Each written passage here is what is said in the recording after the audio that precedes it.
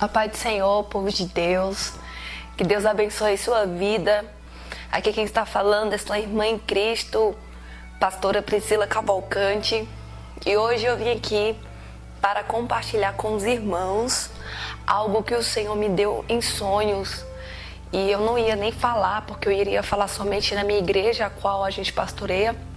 Mas o Espírito Santo de Deus falou muito no meu coração para que eu pudesse compartilhar com todos os meus irmãos em Cristo, amém, que estão em todos os lugares.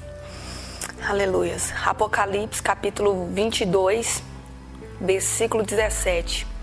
O Espírito e a noiva dizem vem. Aquele que ouve isso, diga também venha. Aquele que tem sede, venha. E quem quiser, receba de graça da água da vida. Isso aqui são as palavras do apóstolo João, quando ele estava vendo visões dos céus. Eu anotei aqui no meu celular para que eu não jamais, assim como a palavra do Senhor não pode acrescentar nada, eu também jamais vou usar aquilo que Deus me deu para acrescentar algo. Amém? Ontem de madrugada, quando eu fui orar, eu estava até ajudando uma jovem da igreja em oração e eu estava muito cansada, sabe? Eu tinha passado por muitas coisas essa semana e eu estava muito cansada também fisicamente. E quando eu ajoelhei, eu orei 10, 20, 30 minutos por aí e logo eu peguei no sono. Eu fiquei acho que uns 40 minutos de joelho dormindo. Aí eu levantei assim, sabe aquele sono que você não sabe assim, de onde vem? E toda vez que Deus permite acontecer isso, né? Que meu físico permite também acontecer isso, Deus sempre me revela algo. E eu fui logo pro meu quarto, poxa, não orei assim e tal, dormi e tal. Quando foi de madrugada, o Senhor me deu um sonho. Quem me conhece sabe que eu não sou muito de ter sonhos, né? Sonhos proféticos. Eu tenho mais revelações, coisas que Deus me fala. E eu vou anotar aqui. Eu me lembro que nesse sonho eu estava no meio da rua, eu estava com uma criança. E essa criança era uma criança da minha igreja, eu estava com ela no colo. Mas eu me lembro que eu peguei essa criança e eu estava querendo proteger essa criança. E na rua estava muito escura, eu olhava para o céu, não tinha estrela, não tinha lua, não tinha nada, estava tudo escuro. Sabe quando fecha tudo? Era daquele jeito, estava preto o lugar. Aí eu me lembro que parava vários caminhões de guerra. E esses caminhões de guerra desciam soldados. E eles estavam com uma bola desse tamanho assim, de ferro. Uma bola de ferro era muito pesada aqui. Eu lembro que passava uma reportagem que se uma bola dessa atacasse a casa de alguém, vinha destruição, certo? Assim no meu sonho. Aí disse que eu corria com essa criança, entregava pra mãe e tudo mais. E eu ia pra casa da minha mãe, porque eu não moro hoje mais com minha mãe, né? Mas eu ia pra casa da minha mãe, porque eu sabia que minha família estava lá toda reunida. E quando eu chegava lá, eu falava assim, mãe, que desespero é esse? Eu cheguei na minha casa e eu falava, mãe, que desespero é esse? Esse aqui é o fim do mundo. Gente, era algo assim que eu nunca vivi na minha vida. Sério, Deus já me mostrou revelação, mas foi sonho, algo que parece que era palpável, parece que era algo real. Aí eu chegava lá, todo mundo reunido. E eu falava, mãe, o que está acontecendo? Minha filha estava lá, meu esposo estava lá, todo mundo estava lá reunido.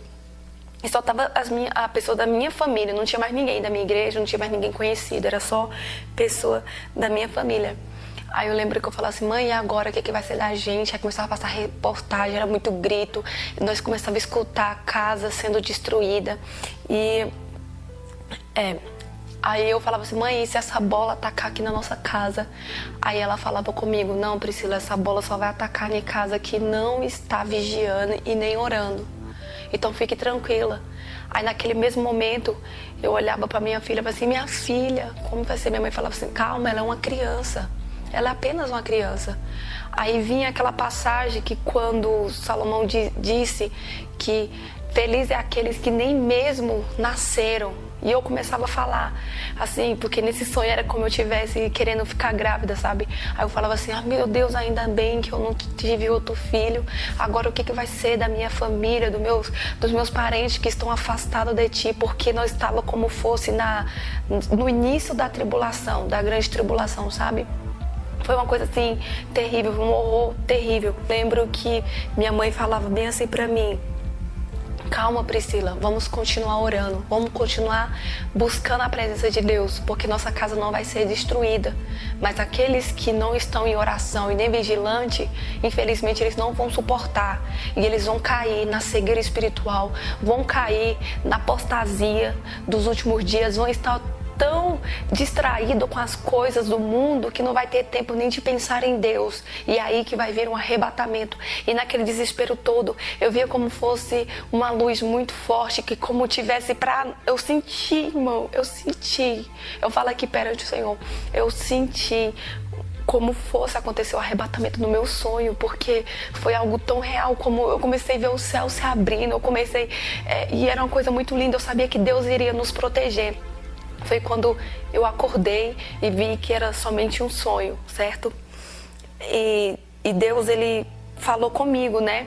Aí Deus me trouxe a interpretação. A primeira menina que Deus me mostrava, menina, sempre falo de cuidado. Como a gente pastoreia, né? Eu creio que é a igreja, que nós pastores vamos ter que dar conta da nossa igreja. Nós pastores temos que alimentar a nossa igreja. Deus falava comigo que muitos pastores têm aberto a igreja porque por causa do dinheiro, simplesmente estabilidade lá no futuro. Não, irmãos. Nós que somos pastores, você que é pastor, alimente a sua ovelha. Se tudo bem, se ela não quiser, ela com Deus, mas faça a sua parte, vai atrás das suas ovelhas, cuide das suas ovelhas, pregue a verdade, não tenha medo, porque tem pastor que tem medo de perder a ovelha por causa do dízimo. Deus que sustenta a obra. Irmãos, olha, eu falo uma coisa sempre pro meu esposo: ninguém consegue me comprar, ninguém. Tá na minha igreja, vou em outra igreja, vou pregar, sempre fala a verdade, porque nós estamos nos últimos dias. E Deus falava assim comigo, assim, que o mundo já está vivendo os grandes e os maiores sinais. E Deus falava: Priscila, a minha igreja está desatenta, a minha igreja parece que não aconteceu nada, a minha igreja está da mesma forma. Quando eu falo igreja, irmão, estou falando universal, nem assembleia, nem o nosso ministério Mares, não. Eu estou falando todo mundo, que somos eu e você, porque igreja não é quatro paredes, igreja é eu e você. E Deus falava comigo que estão desatentos, estão sem vigilância, estão brincando no pecado. Tudo bem, até mesmo nós pecamos, mas temos que ter arrependimento, não arrependimento fingido, porque Deus falava comigo que tem muita gente que se arrepende, mas o arrependimento dele é fingido, no outro dia está na mesma prática. E o Senhor está dizendo: cuidado, você vai para o inferno. E outra coisa aqui, que Deus falava que a casa que não tiver alicerçada na palavra, que quando minha mãe falava: calma, Priscila, está acontecendo tudo isso, mas a casa que tiver alicerçada na oração, alicerçada na vigilância, não vai cair. Ou seja, crente que tem a palavra, meu irmão, eu fico assim tremendo quando eu falo disso, mas Deus sabe quanto minha carne treme ao falar disso, meus irmãos. Pessoas que estão mais apegadas em redes sociais, em celulares, e não lê capítulos de Bíblia, não conhece nada da Bíblia. É por isso que estão doentes, é por isso que estão fracos, irmão, dentro da igreja.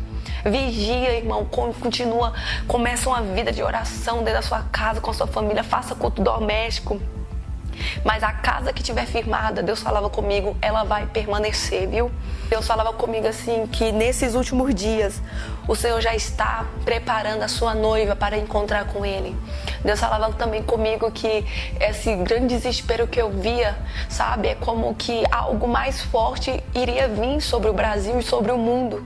Algo mais forte, que nós iria ver uma grande tragédia, que nós iria presenciar algo, não sei, uma tribulação, sabe?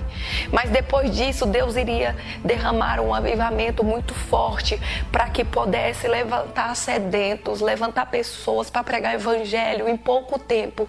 E depois disso, Deus falava comigo: aí eu vou vir arrebatar a minha igreja. Glória a Deus. Irmão, eu tô falando tão baixo. Eu não estou conseguindo nem expressar aquilo que está dentro do meu coração. Porque que coisa gloriosa é a gente encontrar com Jesus. E as pessoas estão agarradas, sabe, no mundo, agarradas nas coisas, nos prazeres. Tem gente que fala: não, Jesus só pode vir quando eu casar. Irmão, nada se compara de estar perto do seu Abba, de estar perto do seu Pai. E o Senhor também falava comigo assim, aleluias, que é tempo de buscar a presença dele. Que muitos têm brincado de ser crente, muitos têm usado o altar do Senhor para ganhar dinheiro, para falar coisas que nem mesmo Deus falou. Muitos falsos profetas têm se levantado. Vigia, irmão, vigia. Tem gente que está tão agarrada em revelação. Deus, ele fala, assim como Deus falou para a mulher samaritana, ele falou do seu passado e também falou do seu presente. Mas, irmão, vigia com certas revelações, com falsos profetas que vão na tua igreja. É uma máfia de falsos profetas que estão por aí, que pesquisa a sua vida antes de ir para a tua igreja. Aí muita gente vai lá e acredita e depois no final do culto pega todo o dinheiro da tua igreja. Irmão, vigia. Vamos estar alicerçados na palavra de Deus, porque os dias estão se findando. E assim como eu falei no grupo da minha igreja, que vai chegar um dia que as pessoas vão querer. Eu tinha oportunidade de estar indo para a igreja, eu tinha oportunidade de estar entrando na casa do Senhor, mas agora as igrejas vão estar com a porta fechada. Vai ter um dia que as pessoas vão almejar de estar ouvindo uma palavra e vai ser tarde demais, porque você priorizou a sua vida em primeiro lugar. Eu não estou dizendo que você não pode trabalhar, que você não pode... Claro que sim, você tem que fazer tudo isso, mas o reino de Deus tem que arder dentro do seu coração. Se esta palavra, meu irmão, não arde no teu coração, infelizmente você está um cristão morto dentro da tua igreja. Vigia, irmão, e vamos orar, porque o fim está se findando. Que Deus abençoe a sua vida. Amém? Espalhe aí essa mensagem para quem você quiser, tá bom? Mas o meu coração é que Deus alcance as pessoas certas. Deus, ele conta com você. Deus, ele conta comigo e com você. Mas que nós possamos ser crente raiz. Palavra, oração, jejum, consagração, vida de santidade. Vamos nos separar do mundo. Nós viemos para o mundo para ser a diferença e ganhar vidas para Cristo. Deus abençoe.